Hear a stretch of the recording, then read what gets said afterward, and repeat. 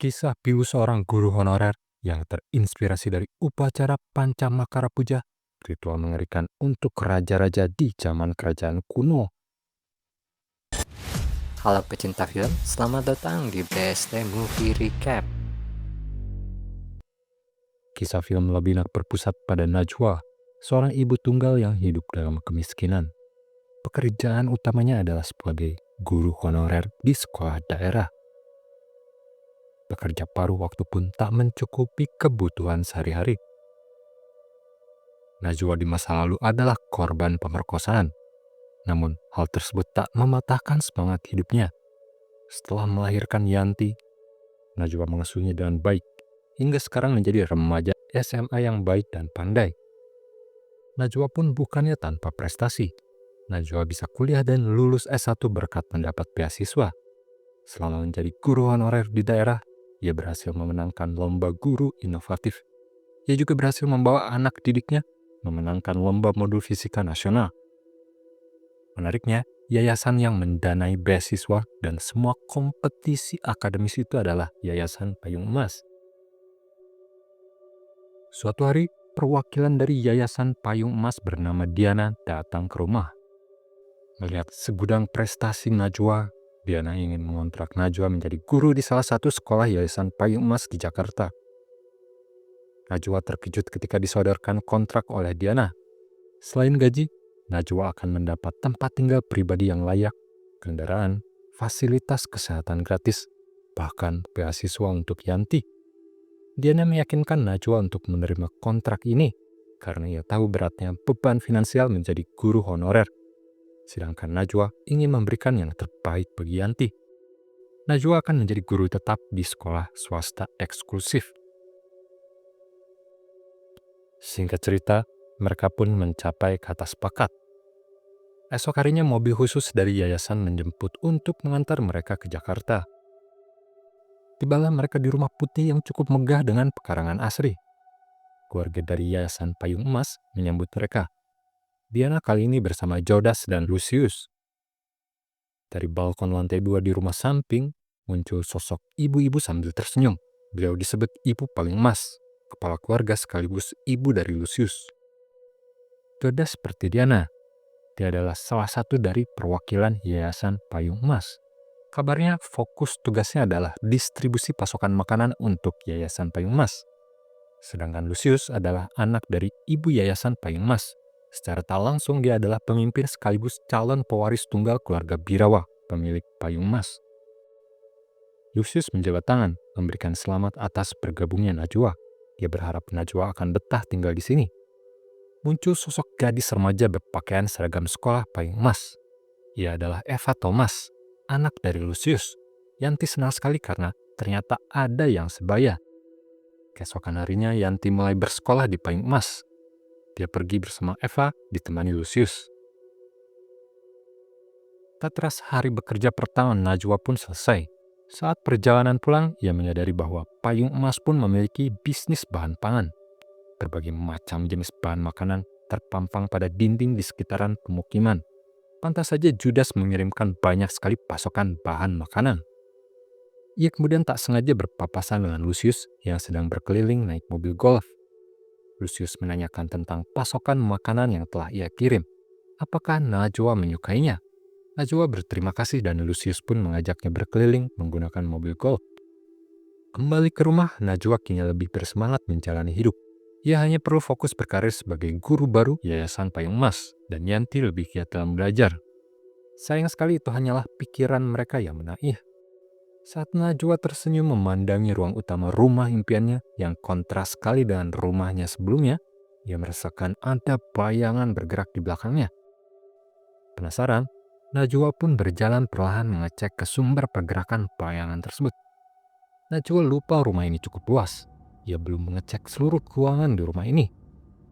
Banyak sekali furnitur yang masih tertutupi kain. Ada rak yang penuh dengan buku. Menariknya ada satu buku berukuran kecil dengan inisial SR. Tampaknya ini adalah buku harian seseorang yang sebelumnya pernah tinggal di sini. Najwa pun mengambilnya untuk nanti dibaca. Sementara itu setelah pulang sekolah, Yanti memutuskan untuk bersantai di ruangan yang penuh buku. Ia penasaran buku apa saja yang ada di sana. Matanya teralihkan dengan foto keluarga Birawa yang terpajang di dinding. Ada Lucius, Eva, Ibu Lucius, dan Diana. Kemudian ia menemukan satu buku unik berwarna biru. Judulnya Labina. Di setiap lembarannya terdapat satu gambar. Semuanya digambar dengan rapi, memperlihatkan semacam ritual bernuansa zaman kuno. Yanti merasa ada yang memperhatikannya. Saat menurunkan buku, terlihat Lucius sedang berdiri tersenyum. Lucius kemudian bercerita sedikit tentang keluarga Birawa. Lucius ternyata bermaksud untuk menawarkan Yanti menjadi bagian anggota keluarga Birawa. Lucius berjanji jika setuju, Yanti bisa mendapatkan semua yang ia inginkan. Lucius menutup obrolan mereka dengan mengundang Yanti untuk makan malam bersama dengan keluarga Birawa nanti malam. Yanti tampak bahagia. Ia memanfaatkan sisa waktunya sebelum makan malam dengan mandi dan berendam di bathtub. Malam harinya, Lucius, Ibu Lucius, Eva, dan Yanti pun makan malam bersama. Sementara mereka membahas tentang Yanti yang akan menjadi anggota keluarga Birawa, Najwa di rumah. Ia ingin membaca buku harian yang ia temukan sambil memakan apel dari keluarga Birawa. Najwa sedikit bingung dengan tulisan-tulisan yang tampak acak. Ada puisi yang menyiratkan bahwa penulisnya sedang dalam masalah besar, tapi berusaha untuk tetap semangat. Lama-kelamaan, tulisannya tak beraturan. Sepertinya masalahnya bertambah besar. Saat akan melahap apel, Najwa mencium bau tengik dan tangannya terasa becek. Najwa terkejut ketika melihat apel di tangannya berubah menjadi jantung. Setelah jatuh, apel itu kembali ke wujud semula. Semenjak Najwa mulai membaca buku harian itu, peristiwa-peristiwa mistis semakin sering terjadi. Tak hanya pada Najwa, tetapi juga pada Yanti. Keesokan harinya, tiba-tiba ada seorang wanita bernama Rati berkunjung. Ia mengaku sebagai salah satu guru di yayasan yang sama dengan Najwa. Rati bingung karena ia tak pernah bertemu. Dia bercerita bahwa Najwa dan dirinya memiliki banyak sekali kemiripan. Wajahnya riang sekali. Rati bahkan tiba-tiba mengajak Najwa menari bersama. Katanya ini untuk menyambut bergabungnya anggota baru Payung Mas. Bertepatan dengan itu pun Yanti pulang. Yanti bingung melihat ibunya tersenyum-senyum sambil menari sendirian. Najwa pun sadar. Ia hanya bisa terdiam. Peristiwa mistis berlanjut dan seterusnya penuh dengan teror. Muncul wanita penuh darah di kaca pintu WC, namun setelah dibuka, tak ada siapa-siapa. Najwa mulai merasa bahwa makhluk-makhluk ini tak berniat untuk mencelakainya. Mereka seperti memberi petunjuk agar Najwa pergi dari rumah ini. Sementara itu saat Yanti hendak tidur, ia melihat ada sesuatu yang bergerak di lemari. Ketika Yanti membuka lemari tersebut, muncul tangan-tangan penuh darah. Seketika Yanti terbangun dan ternyata itu adalah mimpi buruk. Ia masih takut karena itu terasa terlalu nyata. Sementara itu di ruang makan utama, keluarga Birawa sedang mengadakan makan malam untuk menjamu rekanan-rekanan mereka. Semua masakan spesial dihidangkan, termasuk potongan dari bagian wajah pria. Semua bahan makanan telah lolos uji tes kesehatan. Sayang sekali, bagian telapak tangan yang menjadi bahan paling favorit sedang kosong. Bu Diana kemudian memberikan pengumuman, meminta mereka bersiap-siap karena ritual terbaru akan dilaksanakan dalam waktu dekat. Ketika saatnya tiba, mereka dapat mengambil bagian apapun sepuasnya dari manusia yang menjadi tumbal. Sudah 10 tahun ini, ritual yang mereka laksanakan selalu gagal. Kalau tahun ini gagal, harus keturunan langsung raja yang mati sebagai pengganti. Dengan kata lain, Lucius dan Eva tak akan lagi memperoleh keabadian.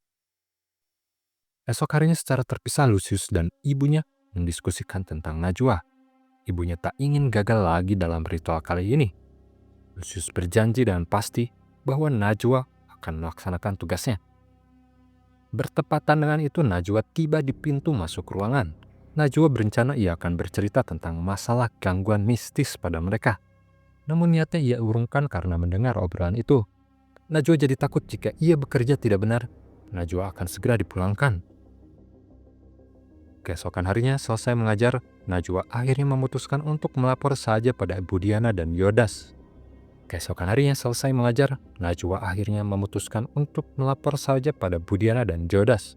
Najwa memberitahu mereka tentang penemuan buku harian di gudang dan roh-roh yang mengganggunya. Semuanya itu seakan-akan memberi petunjuk agar Najwa harus pindah dari rumah ini. Najwa terkejut dengan respons mereka yang tertawa dan lepas. Jodas menyindir Najwa. Guru sepintar Najwa masih saja percaya dengan hal-hal gaib. Jodas memberitahu bahwa Budiana selama ini tinggal sendirian dan tak mengalami kejadian mistis apapun. Najwa menggeser gelas hingga terjatuh dan pecah. Najwa meminta maaf dan bermaksud untuk membersihkan pecahan gelas. Namun Diana dan Jodas bereaksi lebih cepat. Jodas segera mengambil tisu dan merapikan pecahan. Sedangkan Diana dengan nada memohon mengatakan bahwa dia tak ingin kulit Najwa terluka. Reaksi mereka yang agak ganjil tersebut membuat Najwa malah jadi bingung. Jodas pun memberikan saran agar Najwa lebih berpikir dingin. Ia berharap Najwa mencari sumber yang mengganggunya itu. Jodas memberikan analogi. Jika kamu telah mendengar lebih dari 100 lagu, kenapa hanya satu lagu itu yang muncul? Semakin cepat Najwa menemukan sumber masalahnya, tentu itu akan semakin baik. Singkat cerita, Najwa pun mulai meneliti lebih mendalam tentang petunjuk-petunjuk. Hingga akhirnya Najwa menemukan pintu menuju ruang bawah tanah. Sambil membawa senter dan linggis, Najwa melihat ruangan yang cukup luas. Lemari es berisi daging-dagingan dan di seluruh dinding berjejer laci-laci besar bernomor. Najwa melihat ada laci yang terbuka bernomor 40. Ketika dibuka, isinya kosong.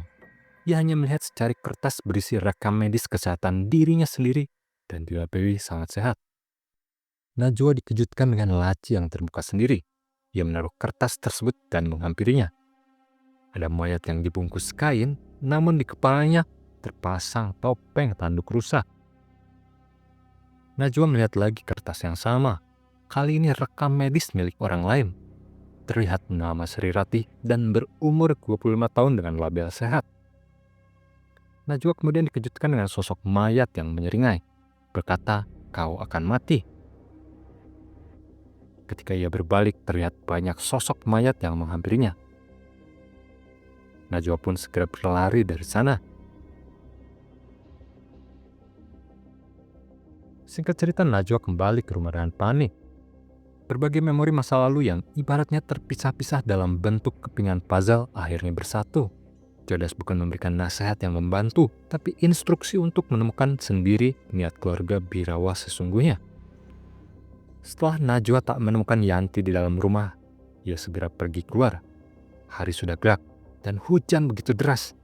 Baru saja membuka payungnya, muncul kembali hantu Sri Ratih.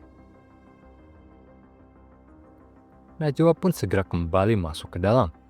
Ia mencari telepon miliknya untuk mengontak Yanti. Najwa berpikir bahwa semua anggota keluarga Birawa adalah penjahat, serta dia dan anaknya akan dijadikan tumbal. Namun tak ada balasan. Tiba-tiba saja sinyalnya terputus. Ia kebingungan mau mengontak siapa lagi. Tak lama kemudian setelah hujan reda dan hari sudah sedikit terang, Najwa berniat untuk kabur mencari bantuan. Ternyata staf Yayasan Payung Emas sudah menunggu di hutan. Mereka hendak melakukan sesi berburu. Tak lama Najwa yang lengah berhasil dibekap dari belakang kemudian diberikan bius. Tiba-tiba Najwa mendengar suara bisikan bangun. Matanya terbuka dan ia berada di ruangan serba putih. Muncul 4 makhluk berkain putih dengan bercak merah. Salah satu di antaranya mengenakan topeng rusa bertanduk sambil membawa mangkuk berbentuk kepala tengkorak. Makhluk itu semakin mendekat, menyodorkan kepala tengkorak tersebut. Najwa berteriak ketakutan ketika melihat isi kepala tengkorak itu dipenuhi bola mata. Najwa kembali terbangun. Ia berbaring layaknya seperti di rumah sakit, dengan peralatan medis yang menempel di lengannya. Suasana ruangannya mirip dengan kamar mayat yang ia temukan. Najwa kemudian melihat Judas. Judas menjelaskan bahwa Najwa dibius, namun hanya mematikan saraf geraknya saja. Benar saja, Najwa tak dapat bergerak. Judas kemudian menceritakan segalanya. Bagaimana Yanti sebenarnya adalah anak Lucius hingga berujung pada ritual pengorbanannya.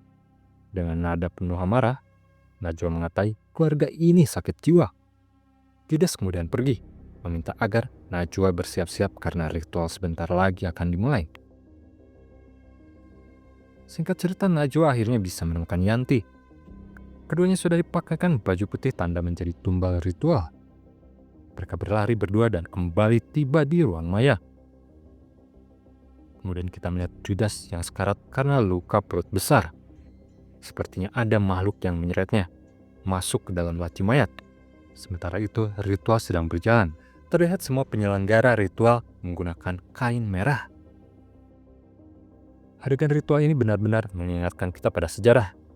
Lebih tepatnya lagi upacara Pancamakara Puja, upacara menguja Bhairawa yang dilakukan oleh para penganut aliran Tantrayana untuk dapat bersatu dengan dewa pada saat mereka masih hidup. Ritual dilakukan dengan mengerjakan 5 hal yang dilarang, dikenal dengan 5 ma, yaitu mada atau mabuk-mabukan, madura atau tarian melelahkan hingga jatuh pingsan, mamsa atau makan daging mayat dan minum darah, matsya atau makan ikan gembung beracun, dan terakhir adalah maituna atau bersetubuh secara berlebihan. Seperti keluarga Bhairawa di film ini akhirnya berhasil melaksanakan ritual. Yanti malah berhasil dirasuki dan ia pun menjadi eksekutor. Najwa pada akhirnya menjadi korban ritual.